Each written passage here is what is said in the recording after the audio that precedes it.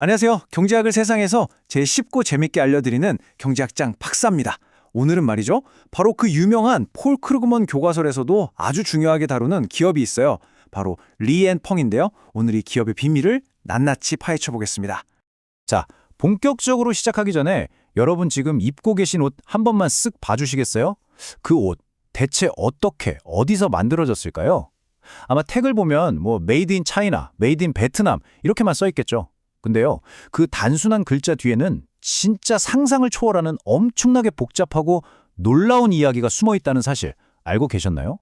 바로 그 엄청난 이야기의 가장 핵심에 오늘 우리가 살펴볼 이 회사가 있을 확률이 아주 높습니다. 바로 리앤펑이에요. 이름이 좀 낯설죠? 아마 처음 들어보신 분들이 대부분일 겁니다. 그런데 이 회사가요, 우리가 매일 입고 쓰는 수많은 물건들이 만들어지는 과정을 뒤에서 전부 지휘하는 보이지 않는 거인 같은 그런 회사입니다. 자, 그럼 이 리앤펑이라는 회사가 지금의 모습이 되기까지 어떤 길을 걸어왔는지 그걸 먼저 알아봐야겠죠. 무려 100년이 넘는 시간 동안 정말 놀라운 변신을 했거든요.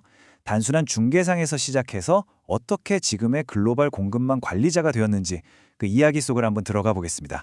자, 여기 타임라인을 한번 보세요. 시작은 1906년이에요. 이때는 그냥 중국 광저우에서 서양 사람들이랑 현지 공장을 연결해주는 그런 단순한 무역 중개상이었습니다. 그러다가 1970년대 홍콩 제조업이 막 떠오르면서 우리도 뭔가 달라져야겠다 싶었던 거죠. 더 높은 가치를 만들어내는 쪽으로 방향을 틀기 시작합니다. 그리고 결정적으로 1990년대에 들어서면서 우리가 지금 알고 있는 바로 그 공급망 관리자의 모습으로 완벽하게 변신하게 된 겁니다. 이때부터 거대한 글로벌 네트워크를 만들기 시작한 거죠. 이걸 보면 차이가 확 느껴지실 거예요. 옛날에는, 그러니까 옛날 모델은 진짜 단순했어요. 그냥 사는 사람이랑 파는 사람, 중간에서 연결만 해주면 끝. 근데 지금은요? 완전히 다르죠. 디자인은 어떻게 할지부터 시작해서 물건이 고객 손에 들어갈 때까지 그 모든 과정을 다 관리해요. 그러니까 이 회사의 가치가 예전에는 그냥 만나게 해주는 것이었다면 지금은 정보와 이걸 다 조율하는 능력, 그 자체가 된 거예요. 단순 브로커가 아니라 이제는 없으면 안 되는 핵심 파트너가 된 거죠. 대단하지 않나요?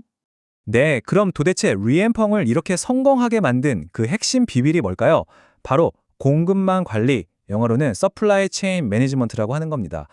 말이 좀 어렵죠. 경영학 용어 같고. 근데 걱정 마세요. 제가 세상에서 제일 쉽게 설명해 드릴게요. 이게 바로 오늘날 전 세계 무역이 어떻게 돌아가는지를 이해하는 가장 중요한 열쇠거든요. 자, 공급망 관리가 뭐냐면요. 아주 간단해요. 공장이나 기계 같은 걸 하나도 가지고 있지 않으면서 어떤 물건을 기획하는 첫 단계부터 그걸 만들어서 고객한테 배달하는 마지막 단계까지 그 모든 흐름을 관리하는 사업 모델이에요. 그러니까 리앤펑의 진짜 힘은 물건을 만드는 기술이 아니에요.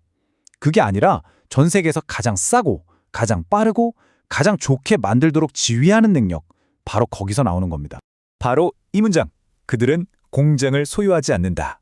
그들은 네트워크를 소유한다. 이게 정말 리앤펑의 모든 것을 말해주는 문장이에요. 진짜 딱 오케스트라 지휘자 같지 않나요? 지휘자가 바이올린이나 첼로를 직접 가지고 있진 않잖아요. 하지만 전 세계 최고의 연주자들을 한자리에 모아서 그들의 능력을 100% 끌어내서 최고의 교향곡을 만들어내죠. 리앤펑이 하는 일 바로 그런 겁니다. 그럼 그 네트워크, 그 오케스트라 단원들이 얼마나 많을까요? 규모가 정말 상상 초월입니다.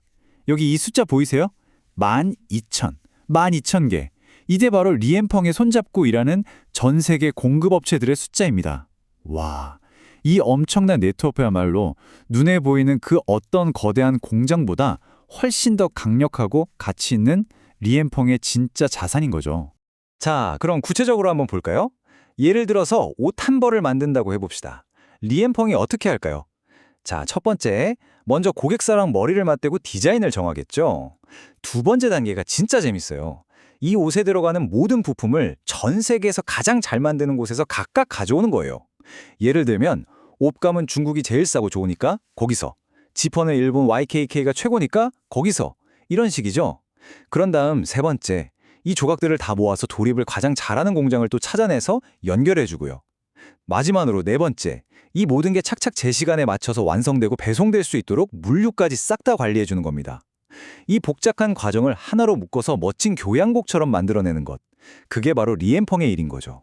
네, 지금까지 리앤펑이 어떻게 이렇게 거대한 회사가 될 수 있었는지 그 비밀을 쭉 살펴봤습니다.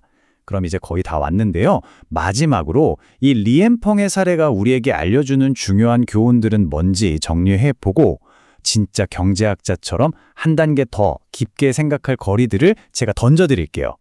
리앤펑 이야기가 우리에게 주는 핵심 교훈 딱 3가지로 정리해 볼게요. 첫째, 이제 진짜 돈이 되는 가치는 물건을 만드는 제조업이 아니라 정보를 가지고 전체를 지휘하는 관리 능력에서 나온다는 겁니다. 둘째, 내 거라고 꽉 쥐고 있는 공장이나 설비보다 필요할 때마다 전 세계 최고를 끌어다 쓸 수 있는 유연한 네트워크가 훨씬 더 강력하다는 걸 보여주죠. 그리고 마지막으로 요즘 세상의 무역이라는 건 그냥 완성된 물건 하나를 사고 파는 게 아니라는 거예요. 수많은 나라의 부품, 기술, 서비스가 거미줄처럼 복잡하게 얽혀서 돌아간다는 걸 아주 잘 보여주는 사례입니다. 자, 그럼 이제 진짜 경제학자의 시선으로 한번 들어가 볼까요? 이건 폴 크루그맨 교수가 교과서에서 우리에게 직접 던지는 질문들이에요. 한번 잘 생각해 보세요. 첫째, 리앤펑은 왜 그냥 중간에서 수수료나 떼는 중개인으로 만족하지 않고 이 복잡한 공급망 전체를 관리하려고 했을까요? 둘째, 반대로 고객사들은 왜 귀찮게 리앤펑을 쓸까요? 그냥 자기들이 직접 공장 차리면 되는 거 아닌가요? 그리고 마지막으로 리앤펑의 가장 핵심적이고 가장 귀하고 가장 가치 있는 자산은 과연 뭘까요? 눈에 보이는 건물이나 기계일까요? 아니면 그 안에 사람들, 혹은 아예 눈에 보이지도 않는 이 네트워크 그 자체일까요? 이 질문들에 대한 답을 한번 스스로 고민해 보시면 오늘 우리가 함께 공부한 내용이 훨씬 더 의미 있게 다가올 겁니다. 지금까지 경제학장 박사였습니다.